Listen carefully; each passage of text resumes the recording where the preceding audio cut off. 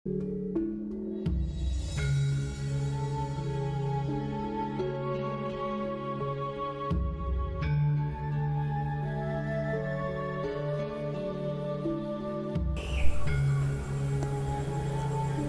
Songo Pupuh 4 Kanjeng Susuhunan Derajat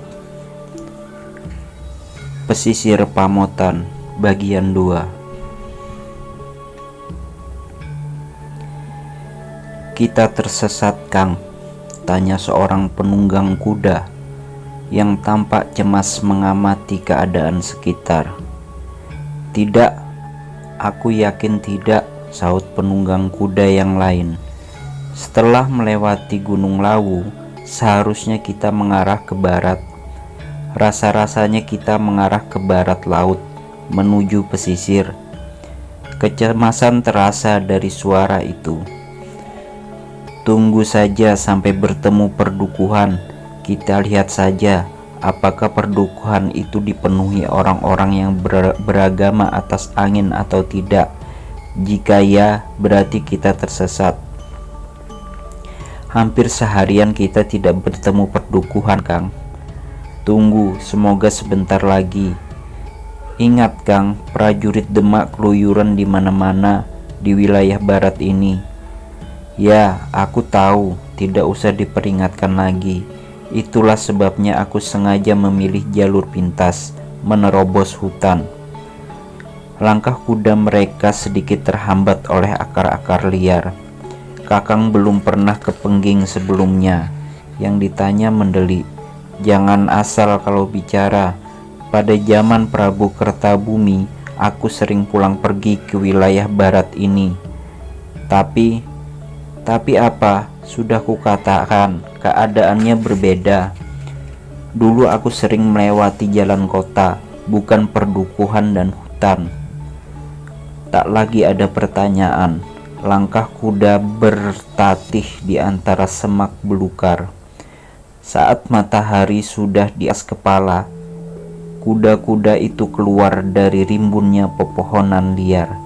Kini yang terpampang di depan mata, agak jauh di bawah sana, adalah hamparan persawahan.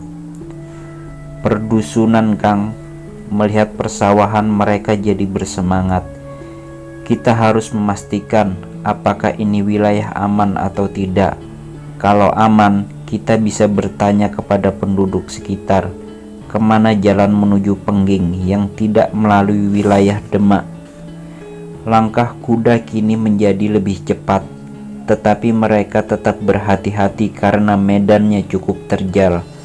Dua orang itu adalah utusan khusus Prabu Girindrawardhana Dyah Ranawijaya, Raja Daha yang ke-6. Tahun lalu berhasil menjebol Majapahit dan mengusung tahtanya ke Daha. Majapahit negara besar yang kekuasaannya membentang dari ujung utara Swarnadwipa, ujung Madini hingga Maloko, berhasil ditumbangkan oleh Demak Bintara dengan susah payah pada tahun 1478. Runtuhnya kerajaan besar ini sangat mengejutkan negeri-negeri tetangga. Tak ada yang menyangka kerajaan sebesar Majapahit tumbang oleh kerajaan kecil yang dulu adalah kerajaan bawahannya. Majapahit memang sudah lemah, tapi bukan berarti dengan mudah bisa diruntuhkan jika tak ada kekuatan dari dalam yang berkhianat. Begitu mendengar kerajaan besar di tanah Jawa itu tumbang, wilayah-wilayah Majapahit di Jawa dan luar Jawa segera ikut melepaskan diri. Demak memang keluar sebagai pemenang, tetapi ia tidak mudah menerima warisan wilayah seluas itu. Demak hanya mampu menguasai wilayah tengah Pulau Jawa, tentu saja ditambah dengan wilayah pusat Majapahit yang ditaklukkannya. Di wilayah pusat Majapahit, sebagai pengganti Traharajasa, seorang Cina Muslim Nyolaiwa dikukuhkan sebagai penguasa oleh Sultan Demak, Panembahan Jimbun. Semenjak itu Majapahit resmi menjadi wilayah taklukan Demak Bintara. Jatuhnya Majapahit adalah pukulan menyakitkan bagi para bangsawan Jawa yang masih beragama Buddha. Itu menjadi semakin menyakitkan ketika seorang Cina diangkat menjadi raja baru di Majapahit. Benar-benar penghinaan yang tak tertanggungkan. 6 tahun kemudian, pada tahun 1486, pasukan kerajaan Daha dipimpin oleh Raden Girindrawardana Dyah Ranawijaya menyerbu Majapahit. Tak ada perlawanan berarti, bahkan pasukan Demak tak bisa membantu Nyolaiwa tewas. Untuk kedua kalinya Majapahit berhasil dijebol. Takhta Majapahit kemudian diboyong ke Daha. Lalu Raden Girindrawardana Dyah Ranawijaya menyatakan bahwa Majapahit bangkit kembali di Daha. Majapahit bukan lagi menjadi wilayah taklukan Demak. Majapahit kembali merdeka, walaupun wilayah kekuasaannya sebatas Wilwatikta, Janggala, dan Kadiri. Raden Girindrawardana Dyah Ranawijaya menobatkan diri sebagai raja. Setelah 6 tahun berlalu, semenjak peristiwa tahun 1486 tersebut, Majapahit semakin kuat. Tuban dan Kertasana, walaupun tidak menyatakan bergabung dengan Majapahit, berhubungan erat dengan Daha. Majapahit di Daha harus bersahabat dengan dua kerajaan itu untuk tujuan perdagangan. Tuban memegang kendali pelabuhan Kumbang Putih di pesisir utara. Para saudagar dari atas angin banyak singgah di sana. Kertasana menguasai Pamotan yang berada di utara Trowulan, wilayah yang harus dilalui sebelum menuju Tuban.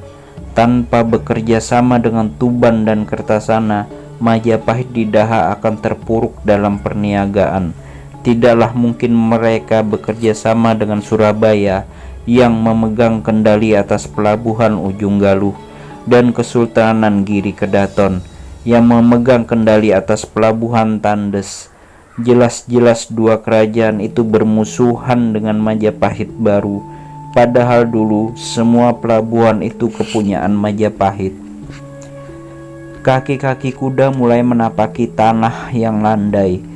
Persawahan yang tadi terlihat membentang dari atas kini semakin dekat. "Pelan, Wrigola, pelan," ujar salah satu dari mereka kepada rekannya. Mereka menyentakkan tali kekang kudanya. Kuda-kuda itu meringkik, lajunya melambat. Mata mereka mengamati persawahan yang berjarak sekitar 10 tombak di depan. Sepi, tak ada satu manusia pun.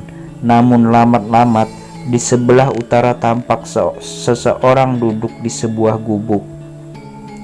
"Ada orang di sana, Kakang." Yang dipanggil Kakang melayangkan pandangannya ke arah mana telunjuk diarahkan. Matanya sejenak menyipit. Orang di dalam gubuk yang menjaga sawahnya dari gangguan burung juga memperhatikan mereka. "Kakang Tugaran, dia memperhatikan kita."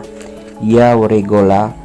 Panji Tugaran, orang yang dipanggil Kakang itu bergeming, menatap sosok yang ada di gubuk.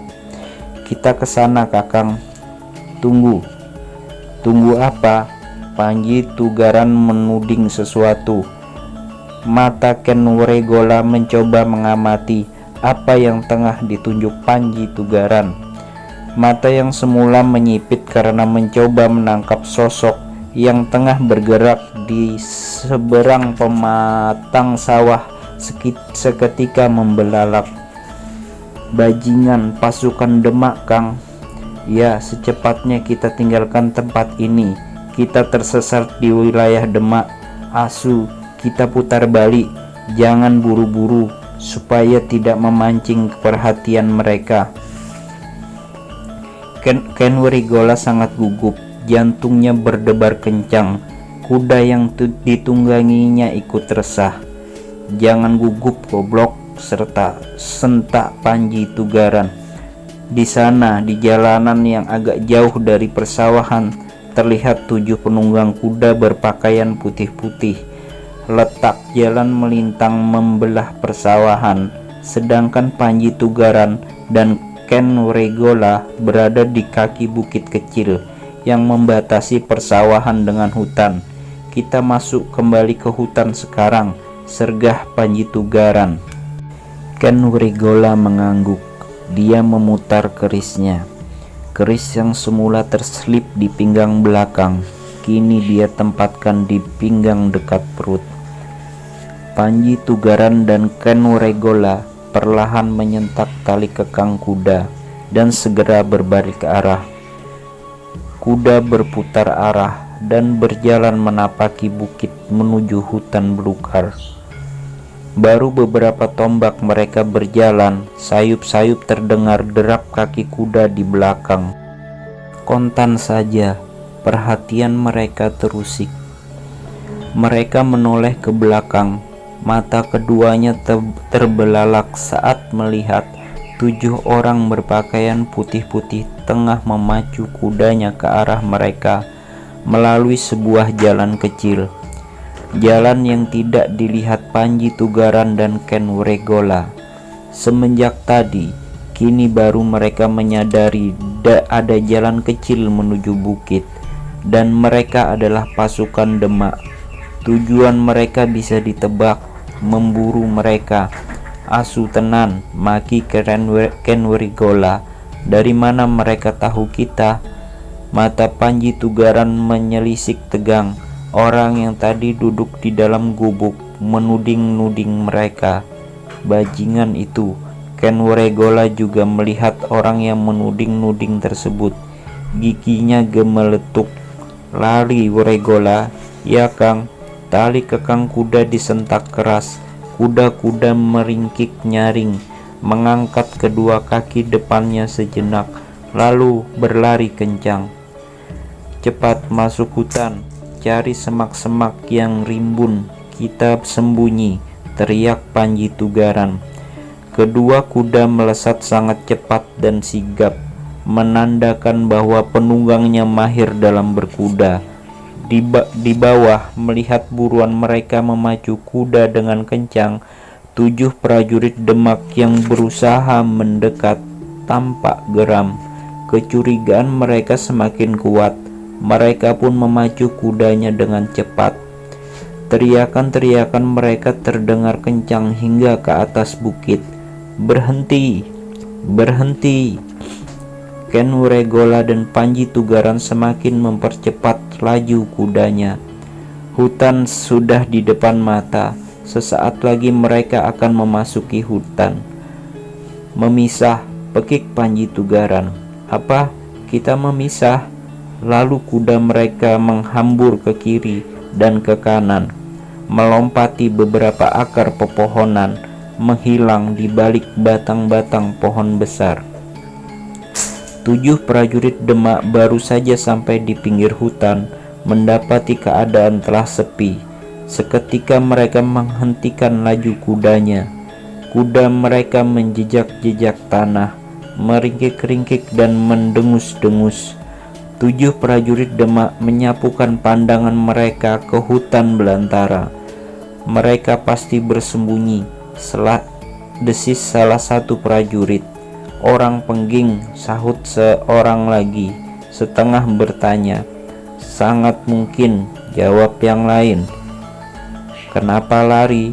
Pengging di bawah perlindungan Demak. Semua terdiam dan memutar otak, mengira-ngira siapa 2 orang berkuda yang mereka kejar, atau jangan-jangan prajurit lain memecah keheningan. Seluruh temannya memperhatikan. Jangan-jangan siapa? Satu orang mulai tak sabar.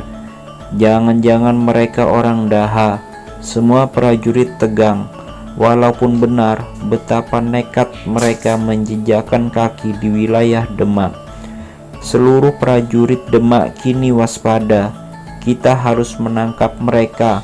Seorang prajurit yang rupanya pemimpin mereka memberikan isyarat dengan tangan kanan agar mereka menyebar menjadi 3 bagian. 2 orang ke kiri, 2 orang ke kanan, sementara yang menerobos ke tengah terdiri dari 3 orang termasuk pemimpin pasukan. Mereka bergerak perlahan dengan kudanya. Kaki-kaki kuda melompati beberapa akar liar. Masing-masing prajurit bergerak dengan sangat hati-hati. Mereka memasang telinga dan mata dengan sungguh-sungguh, memperhatikan setiap gerakan yang mencurigakan maupun suara yang tak wajar. Setiap jengkal tanah mereka lewati dengan waspada. Mereka yakin 2 orang yang tengah mereka cari tidaklah jauh dari mereka. Tak mungkin mereka melarikan diri dengan kudanya di hutan yang disesaki semak belukar dan akar-akar liar. Hutan telah diterobos cukup dalam, namun tanda-tanda yang mencurigakan belum didapatkan. 2 orang yang dicari seperti raib ditelan bumi. Masing-masing prajurit Demak semakin curiga. Mereka berdua pasti bukan orang biasa, melainkan para prajurit yang terlatih. Mereka bisa mencari tempat persembunyian yang tepat, mampu menyamarkan keadaan kuda dan dirinya dengan hebat. Hanya prajurit terlatihlah yang mampu melakukannya. Orang-orang Ki Ageng Pengging mampu melakukannya. Namun jika mereka prajurit Pengging, mengapa harus lari dan sembunyi? Mereka mulai berpikir, jangan-jangan dugaan salah satu dari mereka memang benar. 2 orang yang tengah mereka buru tak lain adalah prajurit Daha. Para prajurit Demak semakin meningkatkan kewaspadaannya. Baru saja kelompok yang ada di tengah mendapati gerumbul semak lebat yang mencurigakan memperhatikan mereka. Mendadak dari sisi kanan, pekikan nyaring terdengar. Asu! Teriakan-teriakan kemarahan terdengar. Karuan saja, 2 kelompok yang lain segera bergerak cepat mencari asal suara. Keluar kau, bajingan kafir, keluar! Maki seorang prajurit Demak sembara menghunus keris dan memutar-mutar kudanya. Satu temannya roboh bermandikan darah. 5 prajurit yang baru sampai ikut memaki melihat pemandangan itu. Temannya sekarat dengan perut robek oleh sabetan benda tajam. Di mana dia? Di mana dia? 5 prajurit Demak penuh kegeraman. Keris-keris telah terhunus, tergenggam di tangan masing-masing. Asu, keluar kamu! Ke-6 prajurit Demak merangsek ke arah mana saja. Semua semak diobrak-abrik. Keris disabet-sabetkan ke belukar yang merintangi. Sebentar saja patahan-patahan tumbuhan banyak berserak di tempat itu. Buruan yang dicari-cari belum juga ketemu. Bajingan Daha kafir! Makian-makian terlontar oleh kekesalan dan kemarahan. Mereka tidak menyadari sesosok tubuh tengah bergerak dari atas di sebuah pohon yang tidak terlalu besar batangnya. Sosok tubuh itu demikian samar, di celah-celah dahan tertutup rimbun dedaunan.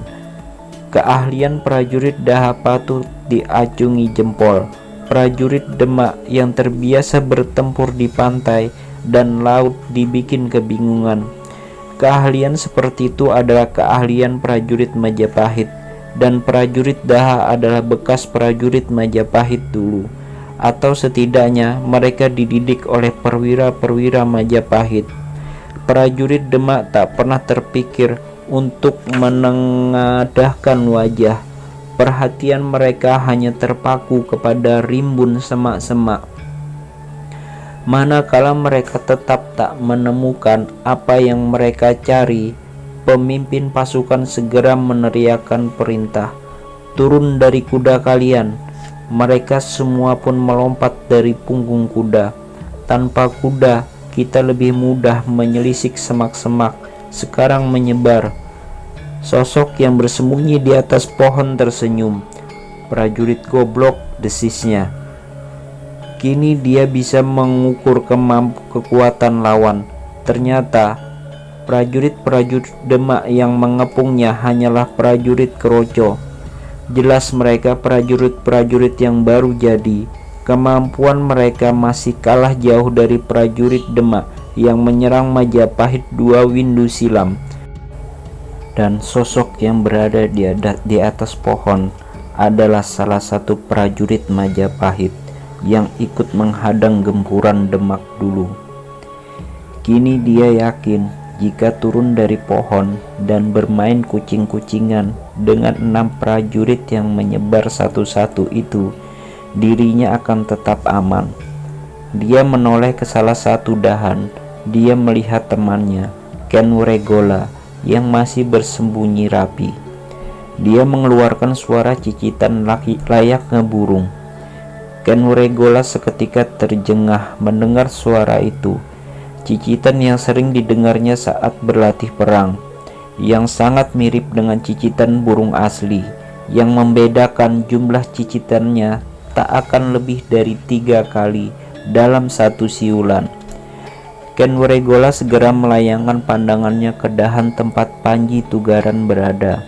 Sangat samar, kalau tidak diperhatikan benar-benar, tubuh temannya itu tak akan diketahui. Dan dari sana dia melihat sebuah isyarat khusus untuk turun ke bawah.